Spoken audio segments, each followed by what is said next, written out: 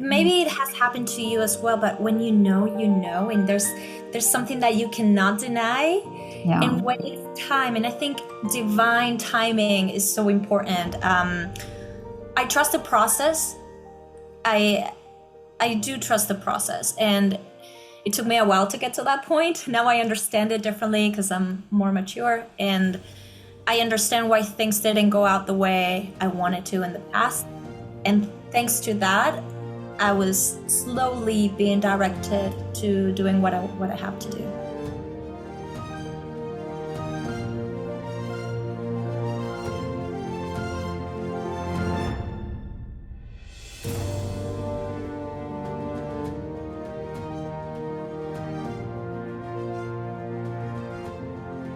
So lovely to meet you here on Zoom, Marcia. So lovely to meet you as well. Thank you for having me. It's a great pleasure. And you are based in New York. I am based in New York, yes. And have you lived there all your life? No, I was actually living in California before. And I decided to move to New York this past February 2024. Oh, okay. Yeah, I've always wanted to come here, especially because my background is in theater, and I've always loved musical theater. And Oh, it's, really? yes, so I've always wanted to come. There's an allure to the city as well, and I mean, I just feel like I just fit right in, and that's the kind of thing that happens with a place that's so dynamic and offers such great deal of opportunities. Well, it's so interesting that you say that, because yesterday I spoke to a composer, and he said the same thing about London, and it's almost as if he likes that, that energy there, and yeah, that's almost that creative vibe between people as well. There's something about, like he said, is I don't know if it's a he or she, but Yeah, it's an energy. yeah. And the people who do not live here and they come visit, they always say there's an energy about New York, and you feel like it pulls you right in. It's magical. It's magical, definitely.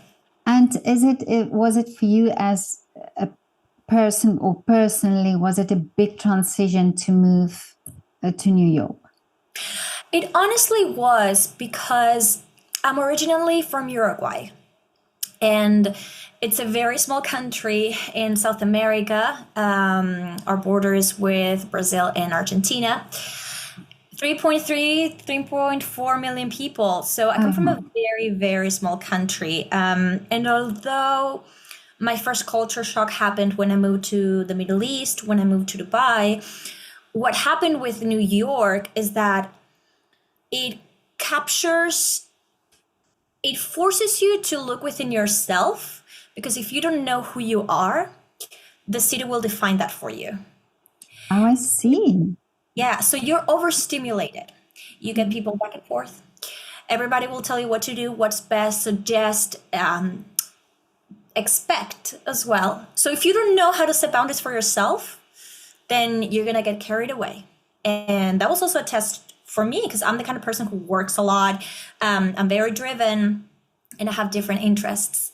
So when I first got here, I was, thankfully, like I was, just presented with so many opportunities. And it's important to know when to say no as well. And that was one of my biggest lessons this year, how to prioritize. Yeah, but you must have a lot of strength and confidence to be able to do that. Because it's especially, I think, because I'm originally from South Africa, and then went to England, and then went to Austria. Yeah. And I must, I'm sorry, I would love to know. oh, I grew up near Johannesburg. Oh, Joburg. Yeah. And but moving to two countries, and moving first to England, and I know exactly what you're talking about. You really have to find yourself, and be yourself, and have that strength. And you're very young, and you're also in an industry where that can very easily, I think, make you somebody that you're not. Absolutely. And just like you said, because you know this firsthand from your own experience, and I've seen it a lot with people here. I was lucky enough, blessed enough that I left my own country when I was 21 and I moved to Dubai. And I was there for 3 years. And But why Dubai? I was a flight attendant for Emirates. Oh, I see. Okay. I was getting my pilot license, my private pilot license back home because I wanted to be a commercial pilot. Okay. And then when I moved to Dubai to continue, just being exposed and involved in the aviation industry, I realized that it wasn't for me, that I wanted a lifestyle that was a little bit more stable. But the great thing about working for an airline like Emirates and about living in a place as cosmopolitan as Dubai is that I got to travel to different places and I would learn something about their culture and about myself. So I was always evolving, and I'm a firm believer, after living in also about 5 different states within the US, every place will require a different version of yourself. Because the adjustments that you need to go through based on the ecosystem that you're exposed to will require that you as a person act in different ways. And I think that that's part of the lesson, understanding that your health, I think that health is the most important thing. And when you're bombarded with information and, like I said, people telling you or advising you what to do or how to act, you can get very confused. And I think it's important to have a solid ground. And I think that solid ground also starts with your family, with how you grew up, with your values. So I think culture is very important. I'm sure you've experienced this as well, because if you went, from South Africa to England and now you're in Vienna, you've also understood how people act differently based on the context. And also my daughter is a flight attendant, so I understand also what you mean about that. And which airline? A Swiss airline. Nice. Yeah. And so I can also understand what you from your point of view, also when you travel and when you're also in the confined space of an aircraft, you meet also different people and different cultures, and you have to also be understanding, and also I think you learn about yourself a lot in these situations. You definitely do. I mean, that's kind of like the empathy muscle that you start building and working with, which of course translated throughout time to my craft as an actor. But I think compassion and empathy is very, very important, especially when it's important to understand you will not fully comprehend why people do what they do. And compassion is very important. And it's also what I find about your story is that it's so great that you did something before, or that you went to a different country and experienced different things. Because I spoke to a opera singer once who said that life and the life experiences actually helps you to interpret roles, and to perform. And you must also have that understanding then from that experience. Absolutely. I couldn't agree with her more. Think the other thing that happens a lot, especially, when there's castings and I speak to my agents, one of the first things they said when they met me was, you're ethnically ambiguous, because I look like different people from different ethnicities. And the great thing about that as well is because I traveled, so I've traveled to about 60 countries, 61, 62 countries. And of course, being exposed to that, whenever I get a role, or to read something for a specific breakdown that says, somebody from the Middle East, as in somebody who's Lebanese, somebody who's Persian, somebody who is from India, Greek, anybody who's Greek, like their culture is very similar to mine as well.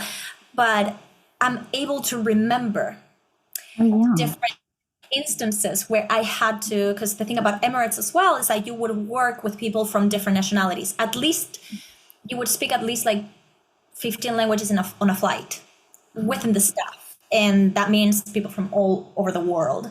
So I would remember instances where I had, worked with them. They shared their own stories. I've been to those countries. I understand, what they do, how they do it, the historical background. And all of that is then put into what I bring to the role, and it's been a wonderful tool. It's been a wonderful, wonderful. I can just imagine. As you were telling me now this, I can just imagine that, that you can really, because you've been there, you've been to these countries and experience it as well. Exactly. Now, acting, was this something you always wanted to do? You talk about you wanted to be a pilot, but yes. Yeah, where did the acting come in?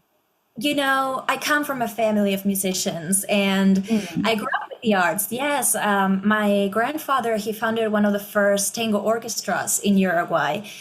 And then my dad, of course, like I grew up with him playing guitar, playing the saxophone, singing.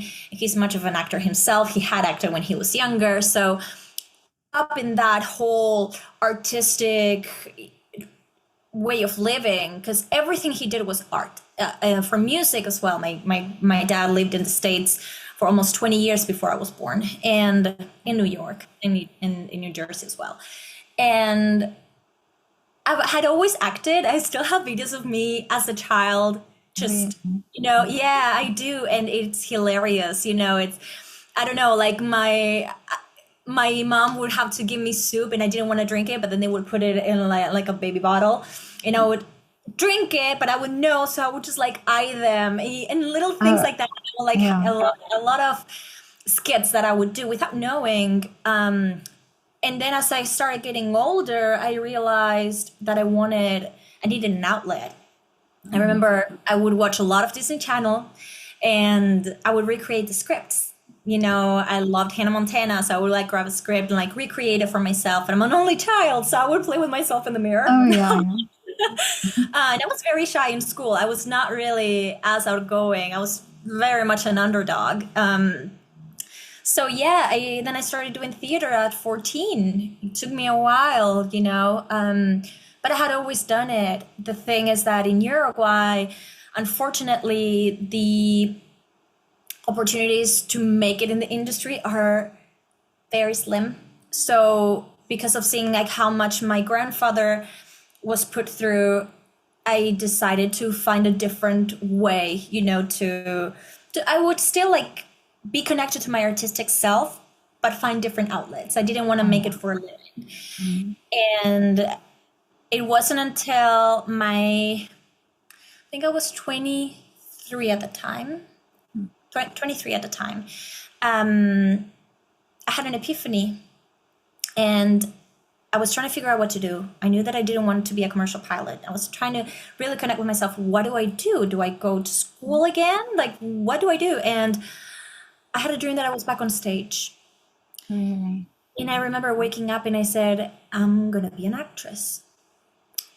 And that was it. Then it was like, from then on, it's like going to London to get my headshots because I was flying a lot. So I would take advantage of those opportunities. I started my studies at the New York Film Academy.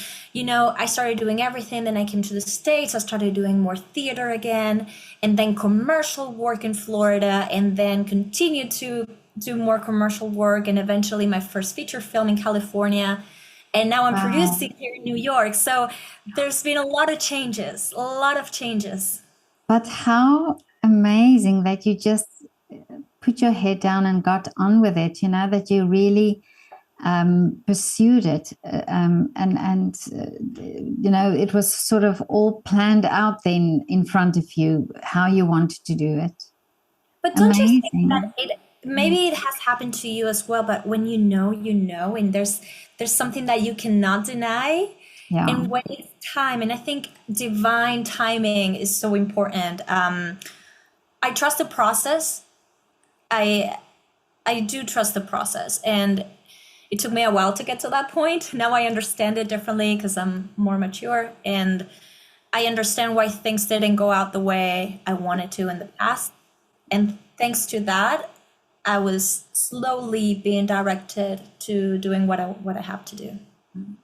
Well, I spoke to a singer-songwriter a while ago, Daisy Hart, and she said that she, as a child, sang in a room, and it was only when her mum passed away with dreams that wasn't fulfilled that she realized that she had to do it, and she just got on with it and started then singing. And I think it's wonderful when you get that, almost that wake up call, sort of, this is really what I want to do, and then get the opportunity to do it.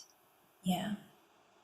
And it's exactly that same way. I think that as we get older, we repress a lot of our emotions. And I think the key is in reconnecting to our inner child, to our most authentic self. And a lot of that information was actually displayed throughout the formative years, from childhood through adolescence. And even then, you get a lot of people, again, just telling you or advising you, okay, what do you want to do with your life? What career do you want to follow? Do you plan to have kids? Where do you want to live? All these questions, and you don't know yourself enough, so you don't have enough answers. And I think that as time goes by, you're also able to gain a little bit more authority and accountability for what you want, without relying or without needing the acceptance of the people around you who love you and most likely want the best for you, right? But I think listening to oneself is definitely what's going to set you free. Mm. But as a big city like New York and a country like America, where it's known for the film industry and for Hollywood and all that, but it must be also quite difficult to get into the industry, to get yourself out there, and you have to be confident, and you have to be strong-willed and thick-skinned and all those things. Have you had that experience that you really had to just go for it?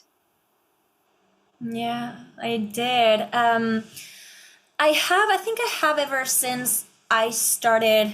I think I've always felt that way, especially because when at first I wanted to be a pilot, and I had to build a lot of thick skin for that because it's a male-dominated industry, and I was the only female at my flying school, so I really did have to build a lot of thick skin, and then move into the Middle East, where again, like, I'm always being second guessed as a woman. And because it's one thing when you go to Dubai, but it's another thing when you go to different countries like Saudi Arabia. For me, that was a culture shock as well, where people wouldn't look at you in the eye, because you're a woman. Sometimes I would go through those things. And I think in many ways that has shaped me into understanding how to navigate this industry.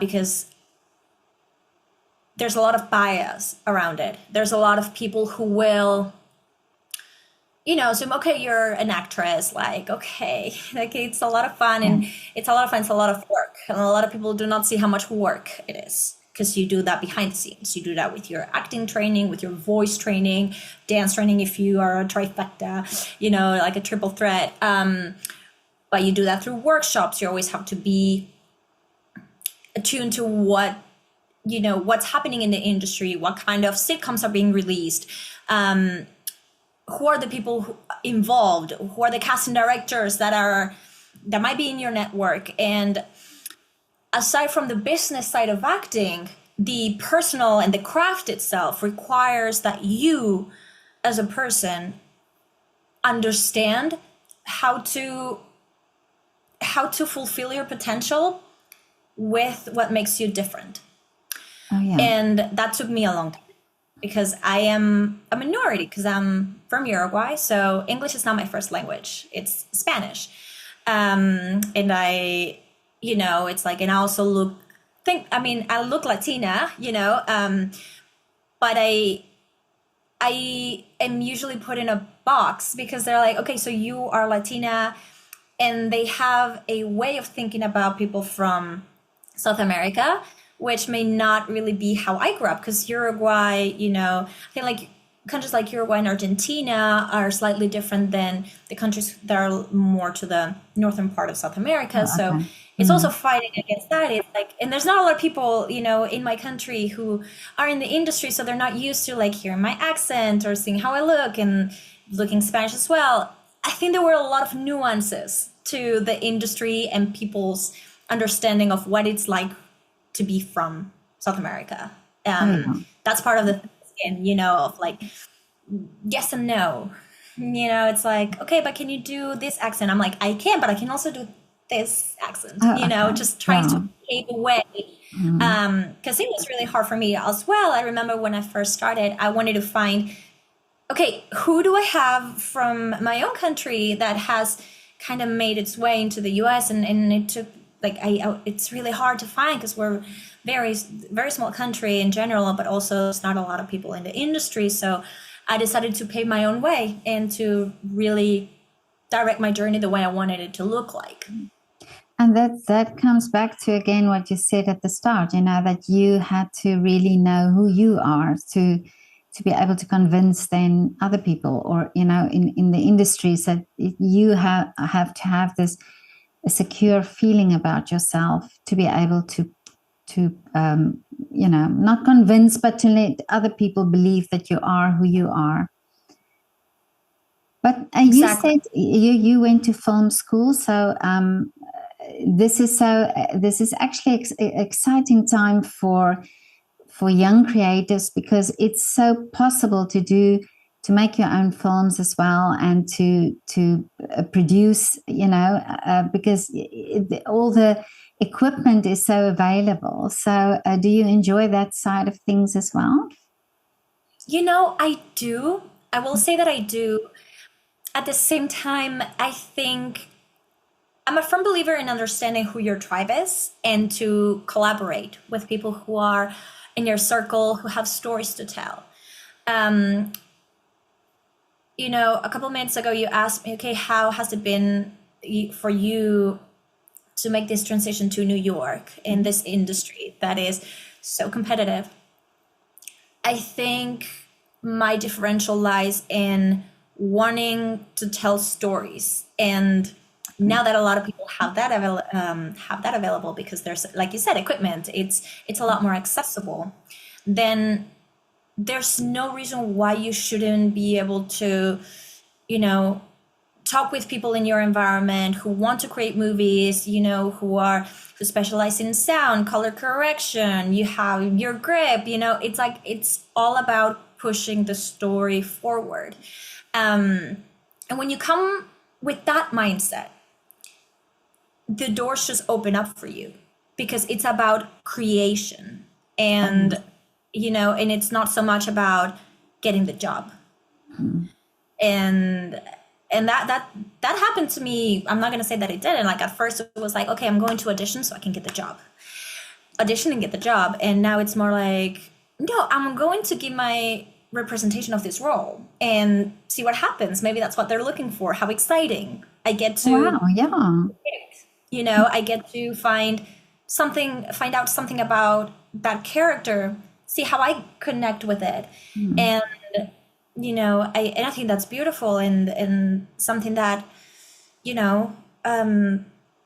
we bypass a lot of the time, especially because the city is so fast paced and you just want to get to the next one, Yeah, and I think it's also, you have to have that sort of mindset about it. Otherwise, it'll bring you down. If you go to auditions, because actually, about a year ago, I spoke to a young opera singer, and for them also to get into the industry, they do a lot of auditions and so on. And she said the same thing that you're saying now. She looks at it as not the audition, but actually the opportunity to be able to study this role or to study this piece, or to learn something about herself, and then, well, when she's the one for the role, then they will take her, and I think it's such a positive way of looking at it. And I also think it's at your age that you have that mature look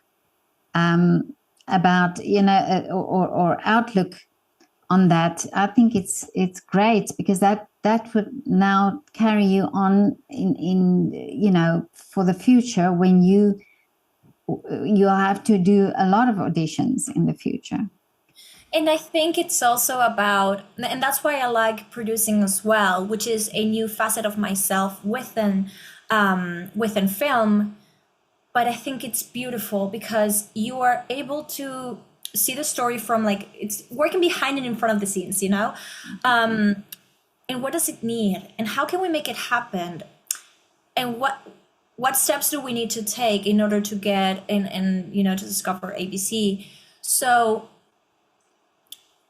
I think it's also important not to identify yourself so much with the craft, because what I've seen a lot of people go through is losing a sense of identity when they don't get chosen for roles. And when when a long time passes by and you define your worth to getting cast, your mental health goes out the drain. And that's why I'm a firm believer. I mean, a huge advocate for mental health. I've partnered with Project Blackbird as well to speak about this. And I'm also getting my degree in psychology. I understood as well, not only because it would make me a better person, but also a better actor. It allowed me to add layers to my characters, so I can actually create a more compelling storyline for for the characters that I end up developing. And I just think it's important for actors to understand you are not an actor because you get cast or not. You are an actor regardless of whether you do or not. And to jump back to what you said before about, sort of practicing or working on your craft, this is also something that I never thought about, but because you always assume, when somebody plays an instrument, when somebody sings, that they have to do it and that they have to practice. But I've actually spoken to an actress who also talked about this, about always practicing your craft, always doing it, behind the scenes, and you're not just there. You just don't turn up and you're an actress. You have to daily practice. Yeah. It's a muscle. It's a muscle. I remember when the strike happened, although I was not union, I noticed, that I wasn't getting as many auditions, and I remember talking to my agents about this. So I said, I mean, there's not a lot that I can do, but what I can do is get more training.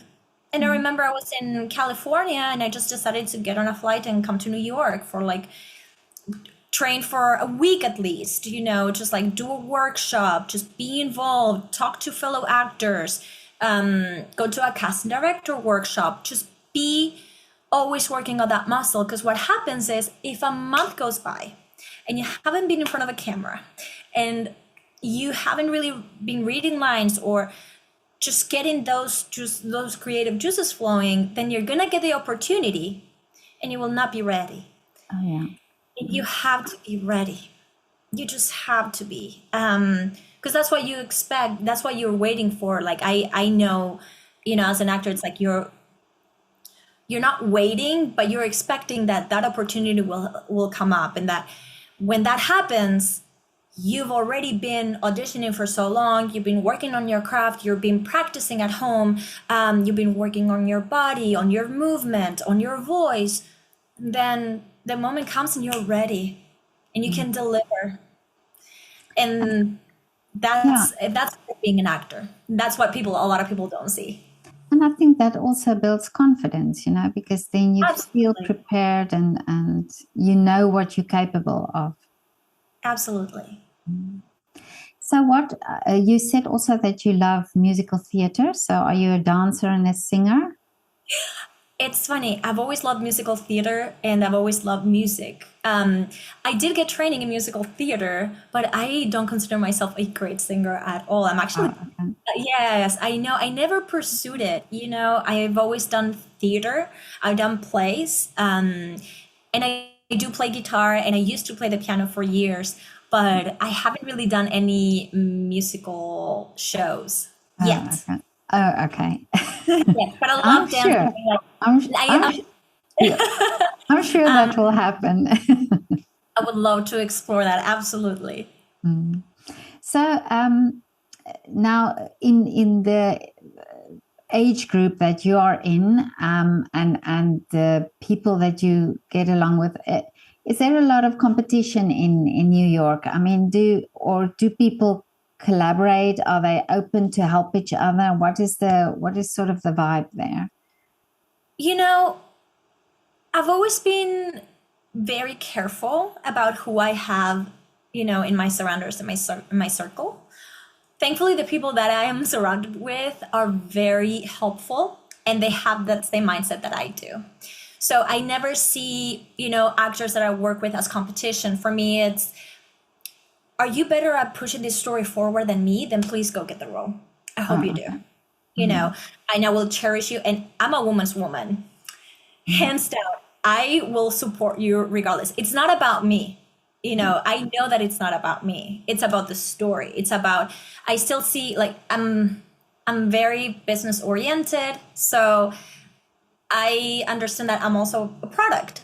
And, if they have a project happening and if the producer, the director, the casting director, this is what they need, and I fit that and I deliver my lines, do a scene, and they love me, great. And if not, I hope whoever they cast does a fantastic job at pushing this story forward. And that's great if you can look at it that way, because then things also come to you, and you get Yeah. blessed with that as well. But great Yes. that you are a good businesswoman, because sometimes people and many artists, they sort of steer away from the business side of things. But you have Yeah, that mindset, that business mindset as well. I do. And because I understand that I need to have it Mhm. because it's a business at the end of the day. It's show business, yeah. So you decide like how invested in the business side of it you want to get, but that's also why I love producing because I'm a super connector. I love connecting people. I love finding opportunities. Whether now I was just in Spain, and there's some people that I've been talking about, potentially co-producing there. Then maybe it's Belgium, maybe Costa Rica. Who knows? Maybe Uruguay. Who knows? Um, but it's a business, and I think I don't think people should or shouldn't do something. Like, I don't want to put that out there. I think people should Yeah. ought to decide how they want to address it. But for me, I'm an entrepreneur as well, so I've always found a way to make this work in my favor, and it has helped me also like detach myself from the external validation that you might constantly seek in auditions, and what happens when you don't get cast, what happens when you do, and how Oh, your yeah. certain dopamine levels are always like yes, no, reward, no, it's very volatile. And again, I'm a huge advocate for mental health. Having a business mindset has allowed me to detach myself from the result. Mm. And it's true, because like you say, sometimes there are boxes to be ticked. It's a specific person needs to have this specific role, and there are many other factors involved, that it's not, that you can't take it personally, and that you have to look at the reality of it. Exactly. Mm. Absolutely. I couldn't agree with you more. I think a lot of this came with time. Of course, at first you want to get everything, and then you wonder what's wrong with me. And part of that is, of course, like being proficient and being a seasonal actor and a seasoned actor, and experience, maturity, confidence. I think being confident in what I do as an actor has helped me understand like it's not always going to be me. Like they're not going to and that you don't get feedback as well. Like when you do auditions, it's like nobody's like, oh, this is what you did right, this is what you didn't, Yeah, you you don't just have to. you just like put yourself out there, which is by itself a huge act of bravery. And I think I'm a firm believer in being very bold with your choices. I will try to go the least conventional way, always aligned with the story, but something different, something that makes me unique, and yeah, I think that's where the magic happens. I really do. It happened with East Bay Confidential, the film that we're going through the festival circuit, and I had read for a different role, an FBI related role, Gladys, and I didn't get it. And after 2 months, the director reached out and he said, look, we have some auditions. We're still looking for this role, to cast this role. Would you like to read for it? I feel like there might be something there. And I was like, okay, send me the sites. I went through it. I was like, oh my God, why didn't I see this before? Like, this person is me. Is like a me Really? at a younger version. Like, yes, I saw so much of myself within her. And when I auditioned, I just like, yeah, and that was it, really. I went through Amazing. like a long audition process because I had to dance as well. I had to do a couple of things, but after, I think it was like a 3-month audition process, and after I got it, I was like, oh. But tell me about this film. So East Bay Confidential tells a story about a war veteran that gets trapped in a sex trafficking ring, basically. And I play the femme fatale. This is film noir. So although it's not in black and white, it still pays homage to everything that you've known throughout the years about this genre. So I play the femme fatale, more of a contemporary version of it. And it was a fantastic experience. The director, Chris Prentice, he is a visionary, and he is a huge cinephile for this particular genre. He's an expert in it. We can talk hours about this, and extremely knowledgeable. We're very proud of it, and we're really excited for people to see it. Him and his backers provide very young girls to very rich men. Were you able to get a hold of the logbook? I think that these girls were tracked from LA. Livermore police are looking for this man, Miguel Reyes. He found the logbook. She's not your friend, pal. You're just the unlucky bastard that found the book that we've been looking for. The girl used you. You get that book to me, and I will get you out of here.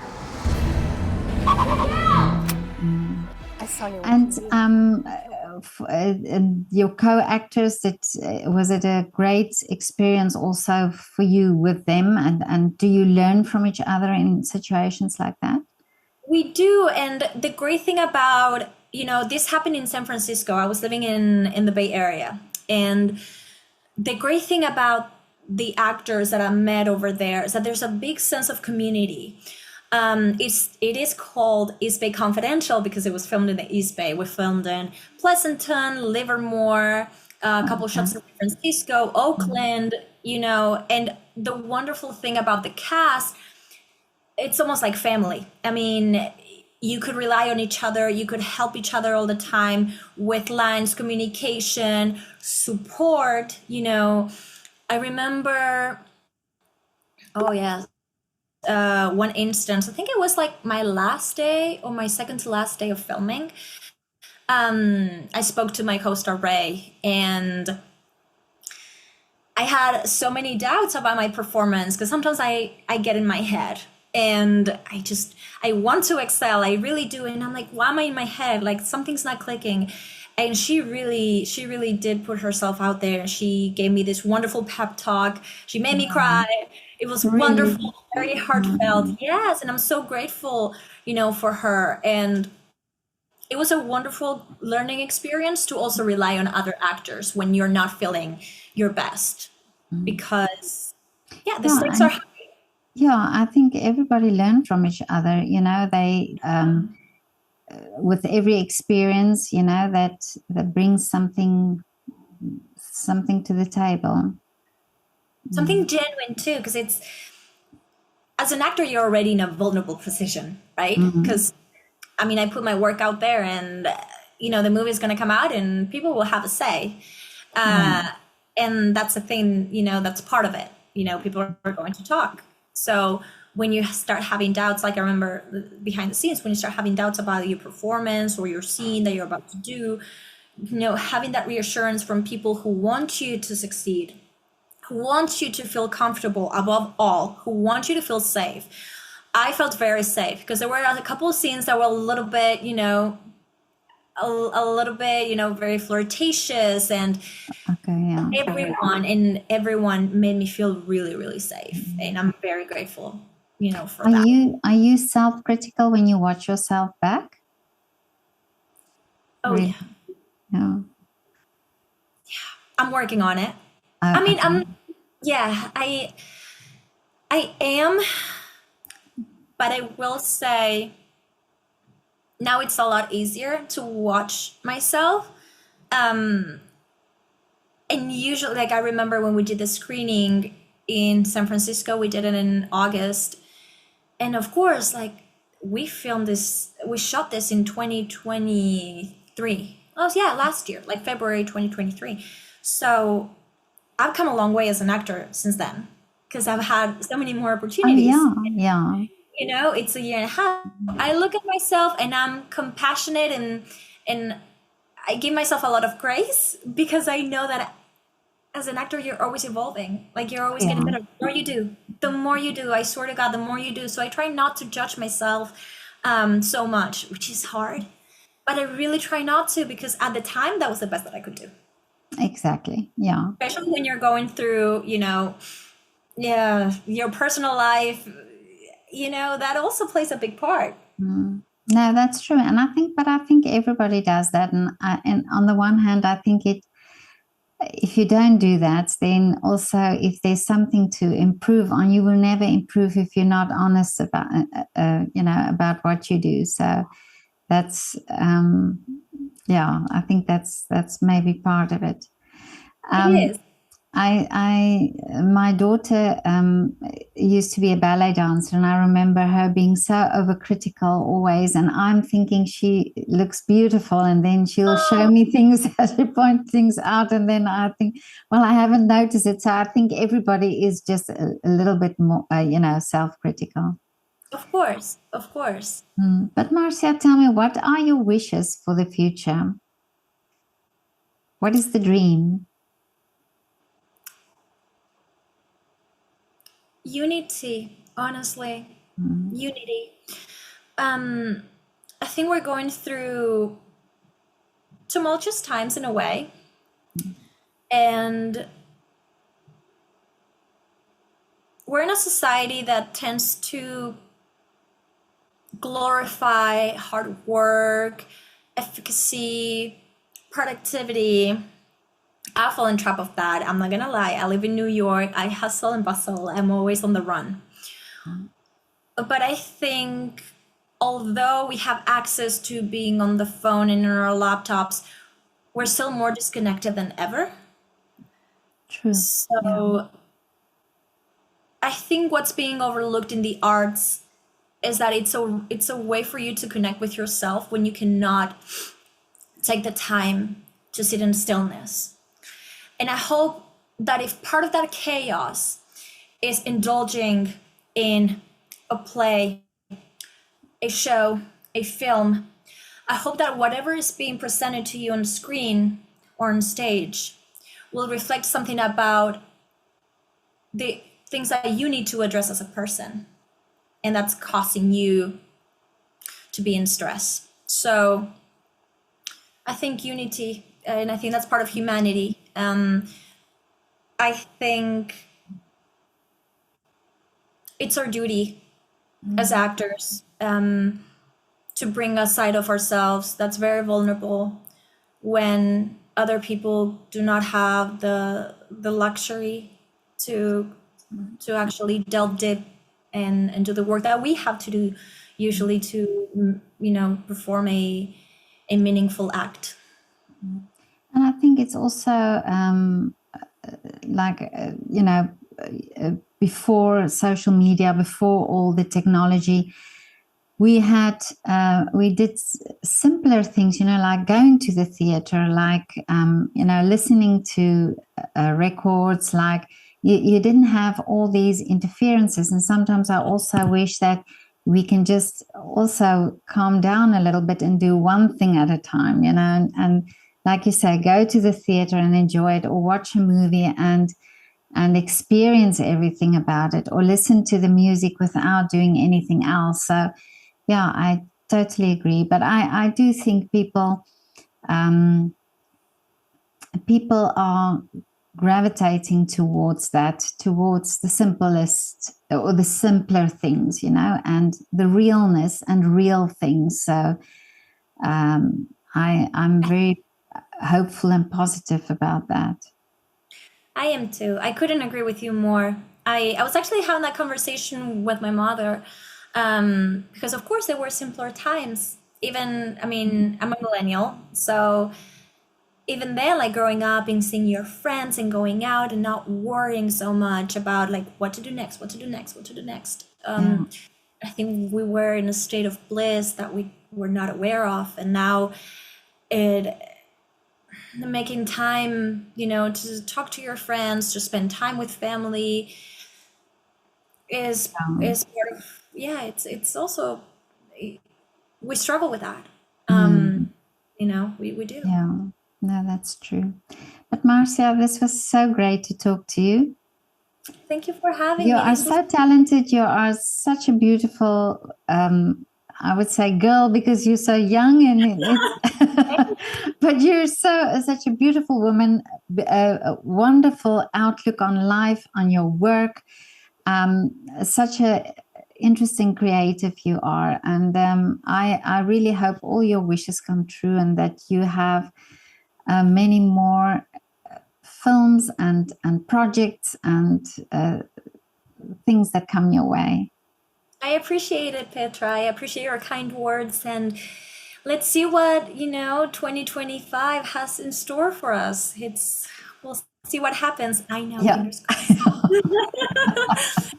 Lovely things will happen. I'm so positive for the arts and for the future, and I think we're heading into positive, great times. I hope so. I hope so. Well, many people who've made wishes on my channel, their wishes have come true. So it's great. Yeah, that's why I'm asking the wishes. Yeah. So okay, good. I'll keep that in mind. Then I'm just like, I have nothing to worry about then. It's done. It's been said. It's been done. Yeah. Him and his backers provide very young girls to very rich men.